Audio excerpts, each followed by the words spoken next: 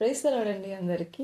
ఈరోజు మనము 36వ అధ్యాయం గురించి చదువుకుంటున్నాము. చాప్టర్ 5లో మనకు ఏ విధంగా అయితే ఎక్కువగా పేర్లు అనేది ఆ చాప్టర్లో చూసాము, అదేవిధంగా ఈ చాప్టర్లో కూడా ఎక్కువగా నేమ్స్ కనిపిస్తాయి. ఏషావు యొక్క వంశావళిలో పేర్లు, షేయీరు నాయకుల యొక్క పేర్లు, అదేవిధంగా ఏదోము దేశంను పరిపాలించిన రాజుల యొక్క పేర్లు, ఈ విధంగా లాట్స్ ఆఫ్ నేమ్స్ అనేవి మనం ఈ చాప్టర్లో చూడొచ్చు. I know a lot. Without due let's start the 36th chapter. ఈ చాప్టర్లోనే ఏషావు తను నివసించే ప్లేస్ అనేది షేయూరు మన్యంకు షిఫ్ట్ చేస్తాడు.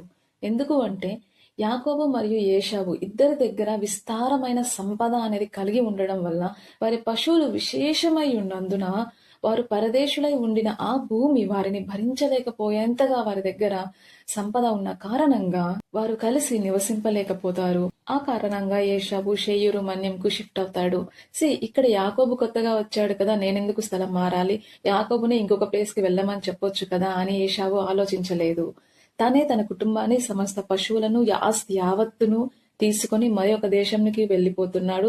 షేయూరు మన్యంలో నివసించడం అనేది మొదలు పెట్టాడు. యాకోబు తన తండ్రి దగ్గరనే అక్కడనే ఉంటున్నాడు, మమ్రే దగ్గర, హెబ్రోన్ లో. One of the way to show our brothers and sisters that we care about them is compromising sometimes where it is due. ఏషావుకు 3 భార్యలు ఉన్నట్లు మనము చూసాము. వారిలో 2 హిత్తీయురాళ్ళు, ఒకరు ఇష్మాయేలు యొక్క కుమార్తె. వారి 3 నుండి అతనికి మొత్తం 5 మంది కుమారులు కలుగుతారు. అదా నుండి ఎలీఫజు, బాషమతు నుండి రగుయేలు, అహోలిబామా నుండి యూషు, యాలాము మరియు కోరహు. వీరు 5 మంది ఏషావు యొక్క కుమారులు. మరి ఈ చాప్టర్లో చూస్తే ఎలీఫజు యొక్క సంతానము మరియు రగుయేలు యొక్క సంతానం గురించి కూడా పేర్లు అనేవి ప్రస్తావించబడ్డాయి. ఎలీఫజు యొక్క కుమారుల పేర్లు తేమాను, ఓమారు, సెపో, గాతాము, కనజు, అమాలేకు. ఈ అమాలేకు యొక్క తల్లి పేరు తిమ్నా. తిమ్నా ఎలీఫజుకు ఉపపత్ని. రగుయేలు యొక్క కుమారుల పేర్లు నహతు, జెరహు, షమ్మా మరియు మిజ్జా. ఆ తర్వాత షేయూరు యొక్క నాయకుల పేర్ల లిస్ట్ అనేది మనకు ఉంది. ఆ తర్వాత షేయూరు నాయకుల యొక్క పేర్లు మనకు లిస్ట్ అనేది ఉంది. 7 మంది నాయకులు: లోతాను, శోబాలు, సిబ్యోను, అనా, దిషోను, ఏసెరు, దిషాను. లోతాను యొక్క కుమారులు హోరీ, హేమీము. శోబాలు యొక్క కుమారులు అల్వాను, మానహదు, ఏబాలు, షపు, ఓనాము. సిబ్యోను యొక్క కుమారులు అయ్యా, అనా. ఈ అనా అనే వ్యక్తి ఉష్ణధారలు అనేవి కనుక్కుంటాడు. అనా యొక్క కుమారులు దిషోను, అహోలీబామా. దిషోను యొక్క కుమారులు హెందూను, ఎష్బోను, ఇత్రాను మరియు కెరాను. ఏసర్ యొక్క కుమారులు బిల్హాను, జిలాను, ఆకాను.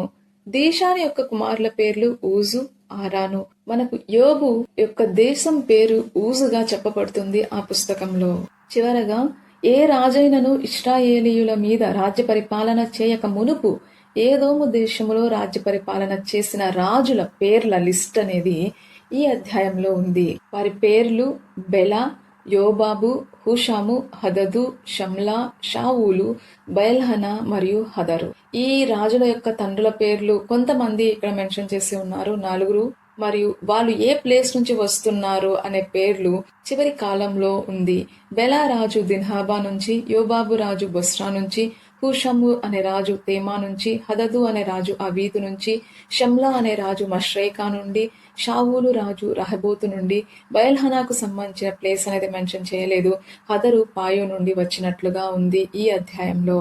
వారి వారి వంశముల ప్రకారము వారి వారి స్థలములలో వారి వారి పేర్ల చొప్పున ఏషావు సంతానపు నాయకుల పేర్లు ఏవనగా: తిమ్నా నాయకుడు, అల్వా నాయకుడు, యత్తేతు నాయకుడు, అహోలిబామా నాయకుడు, ఏలా నాయకుడు, పీనోను నాయకుడు, కనజు నాయకుడు, తేమాను నాయకుడు, విప్సారు నాయకుడు, మగ్దీయేలు నాయకుడు, ఈరాము నాయకుడు. వీరు తమ తమ స్వాస్థ్యమైన దేశమందు తమ తమ నివాస స్థలముల ప్రకారము ఏదోము నాయకులు.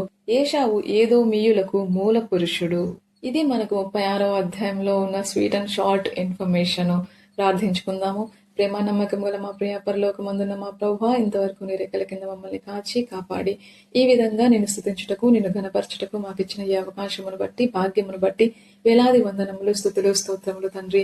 దేవా, ఈ విధంగా ఆదికాండం 36వ అధ్యాయంలో ఈ రోజు పూర్తి చేసుకున్నట్టుకు మాకు ఇచ్చిన ఈ అవకాశంను బట్టి వేలాది వందనములు, స్తుతులు, స్తోత్రములు ప్రభువా.